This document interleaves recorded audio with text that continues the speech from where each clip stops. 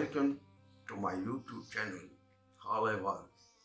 मौजूद नाजरीन, खबरों, तबसरों, तज्जियों, रिपोर्टों पर मुश्तमिल इस प्रोग्राम में मैं हूँ आपका होस्ट जुल्फ़िकार हैदर सिद्दीकी। अस्सलाम वालेकुम।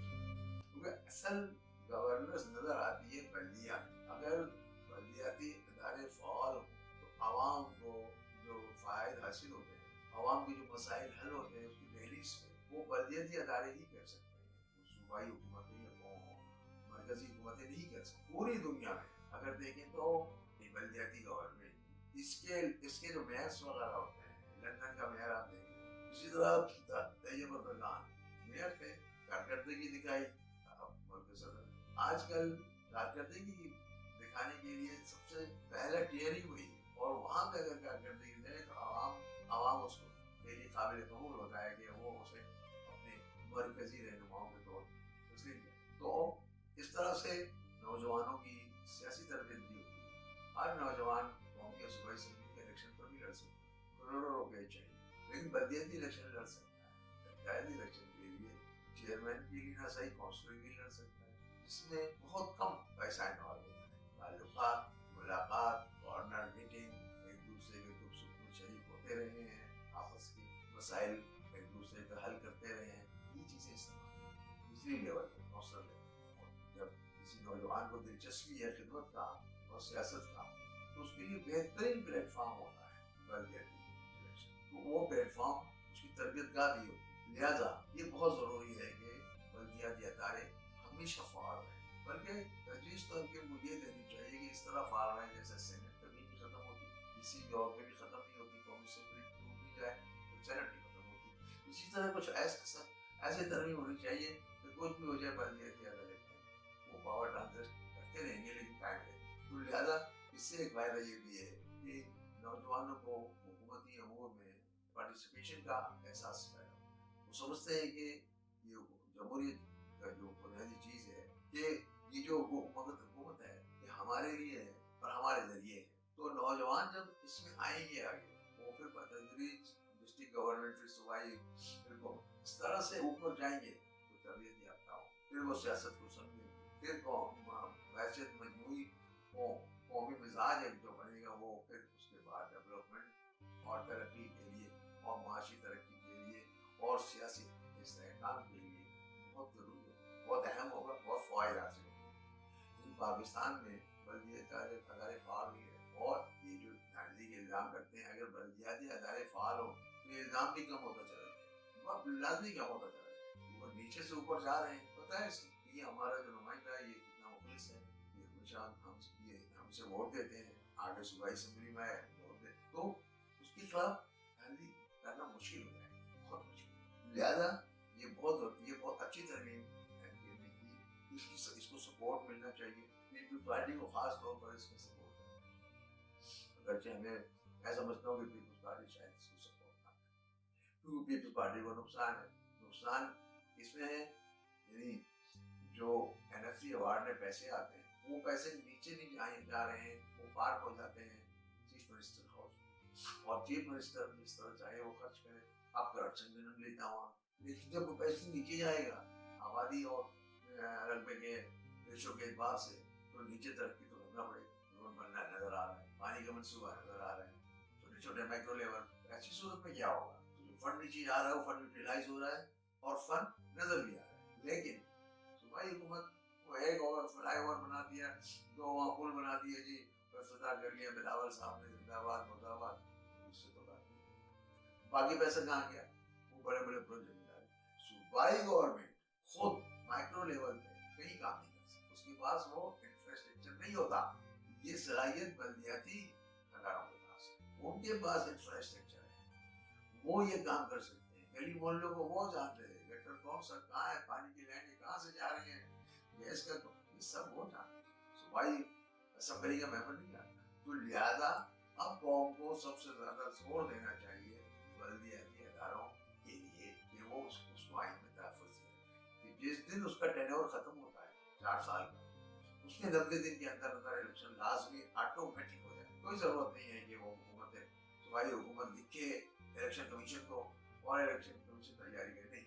जिस तरह دفاعی اور قومی اسمبلی کے لیے کوئی حکومت کسی کو نہیں لکھتی. وہ الیکشن کمیشن ٹیک اوور کر لیتا ہے اور پھر وہ ڈیٹ دیتا ہے, وہ پھر سارے شیڈول دیتا ہے.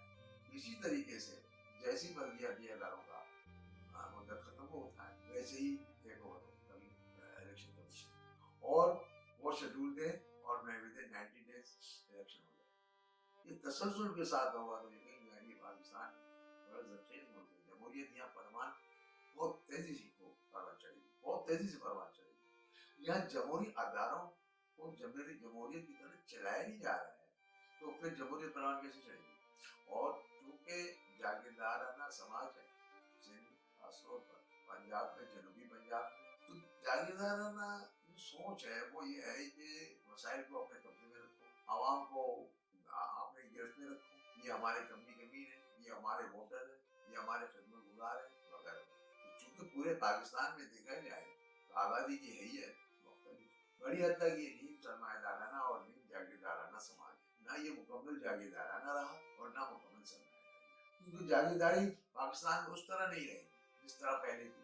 تو اب جاگیردار سرمایہ داری کی طرف آ رہا ہے, انڈسٹریلائزیشن کی طرف آ رہا ہے. جاگیردار ہے گاؤں میں, وہ جاگیردار ہے شہر میں, اس کے انڈسٹری, تو وہ سرمایہ داری میں بھی انوالو ہے, جاگیرداری میں بھی انوالو ہے. تو اس لیے یہ نیم جاگیردارانہ اور نیم سرمایہ دارانہ نظام ہے پاکستان دیکھا جائے. ایسے میں یہ ایک ٹرانزیکشن کے مرحلے سے گزر رہا ہے پاکستان اس وقت. ٹرانزیکشن کے مرحلے سے گزر رہا ہے, ٹرانزیکشن کے مرحلے سے مراد ہے سوسائٹی کی حیثیت, ارتقاء سے گزر رہا ہے. تو جب ارتقاء سے گزر رہا ہے تو کل کا سماج کیا ہوگا یہ آج اندازہ لگایا جا سکتا ہے. جیسے کہ Punjab, central Punjab mercantile society ہے, بہت تیزی سے جمہوریت کی جانب بڑھے گی نسبت جنوبی پنجاب. صوبہ پختونخوا, پشاور اور اس کے ارد گرد پشاور ویلی, وہاں پہ پروگریسو ہے سارے, تو وہ بھی تیزی سے جمہوریت کی جانب بڑھے گی. اور نسبت فاٹک ہے جہاں پہ ایک ڈیموکریٹک سوسائٹی ہے, مذہب کا عمل دخل, مذہب پلس ٹرائبل روایات. صوبہ بلوچستان میں سرداری نظام ہے اور وہ بڑی مضبوطی سے چل رہا ہے, اس کی جڑیں بڑی مضبوط ہیں. اس کو چیلنج کون کر رہا ہے؟ جو پڑھا لکھا نوجوان, جو جن نوجوانوں نے تعلیم حاصل کر لی, اب اسے پتہ چل گیا شعور کیا ہے, تو اب اس نے جب چیلنج کیا تو وہاں انسرجنسی شروع ہوئی. اس انسرجنسی کو ریڈ نہیں کر سکے دانشور حضرات اسٹیبلشمنٹ. تو کیا ہوا کہ اس کو دشمن سمجھنے لگے, حقوق کی جنگ کو مانگنے والے کو دشمن سمجھنے لگے. ایسی صورت میں براہ راست ٹکراؤ ہوا اسٹیبلشمنٹ کا اور پھر وہ ملیٹنسی کی طرف گئے. انسرجنسی ملیٹنسی میں بدلی اور اس کے بعد وہ ریاست کے خلاف ان کی جنگ شروع ہوئی. حالانکہ انہوں نے یہ نہیں سوچا کہ ریاست کی وجہ سے آج وہ تعلیم یافتہ ہو. اگر ریاست نے یونیورسٹی نہ بنائی ہوتی تو آپ تعلیم یافتہ کیسے ہوتے؟ ریاست کی وجہ سے ہی آپ کو یہ شعور حاصل ہو, ریاست کی وجہ سے ہی آپ اس مقام پہ پہنچے. ریاست سے نہیں لڑنا ہے, نظام سے لڑنا ہے. اس فرق کو وہ نہیں سمجھے. وجہ سرداروں نے ان کو اس دھندے سے لگایا کہ کہیں یہ ہم سے نہ لڑنے آ جائے, کیونکہ اصل جو فریق ہیں وہاں پہ وہ ہے سردار اور وہاں کے عوام. سرداروں نے عوام کو حقوق نہیں دیے, مرکز سے اربوں روپے لیا اور کھا گئے, نیچے ٹرانسفر نہیں کیا. آج سے بلوچستان میں بہت غربت ہے, تو ان کی جنگ تو ہونی چاہیے تھی سرداروں سے یا سرداری نظام سے. سرداروں نے کہا کہ اگر یہ ہماری طرف بڑھے تو ہمارا سرداری ختم ہو جائے گا. تو آپ دیکھیے یہ ہر بہار مری اور یہ سارے جو نام ہیں جو سردار ہی ہیں سارے, اور یہ بڑے آرام سے ٹھنڈے ملک میں بیٹھے ہوئے ہیں, اور ان کے نام پہ یہاں پہ مختلف بی ایل اے اور یہ سارے بنے ہوئے ہیں, اور وہ جنگ کر رہے ہیں اور لڑ رہے ہیں اور مارے جا رہے ہیں. بڑے پیمانے پہ احتیاط بھی اب ڈال رہے ہیں لیکن وہ مارے جا رہے ہیں. تو ہیلنگ ٹچ کی ضرورت ہے ان نوجوانوں کے لیے. ان نوجوانوں کو عام معافی دینے کی ضرورت ہے, ان کو سمجھانے کی ضرورت ہے کہ تمہارا اصل دشمن تو سردار ہے, جس نے جو تمہارا حق کھا گیا, جو مرکز سے پیسہ لیتا ہے تمہارے نام پہ اور تمہیں دیتا نہیں. تو لہٰذا تم ان سے لڑو. لیکن وہ ان کو سمجھایا گیا ہے کہ وہ ریاست سے لڑے. ریاست نے ان کو کچھ نہیں بگاڑا ہے, ان کا بگاڑا ہے سرداروں. تو سرداروں نے اس جنگ کو ریاست کی طرف موڑ دیا ہے اور دونوں طرف فائدے میں ہے. اب وہ ریاست کے وفادار بھی بنے بیٹھے ہیں سردار, اور حقیقت میں دیکھا جائے تو جو جتنے سردار ہیں انہی کے خلاف ان کو جنگ کرنا چاہیے تھا. حالانکہ یہ سارے سردار حکومت میں رہے بھی ہیں, کہ عطا اللہ میں, اور یہ جتنے بھی بڑے بڑے سردار ہیں کیا حکومتوں میں نہیں رہے, لیکن وہ بلوچستان کی وہ نہیں رہ سکتے. آج بہت سارے لوگ مسنگ ہیں. اس کے ساتھ ہی آج کا یہ پروگرام کا اختتام ہوتا ہے. مزید خبروں, تبصروں, تجزیوں اور رپورٹوں کے لیے آئندہ پروگرام میں آپ سے ملاقات ہوگی. اس وقت تک کے لیے اللہ حافظ.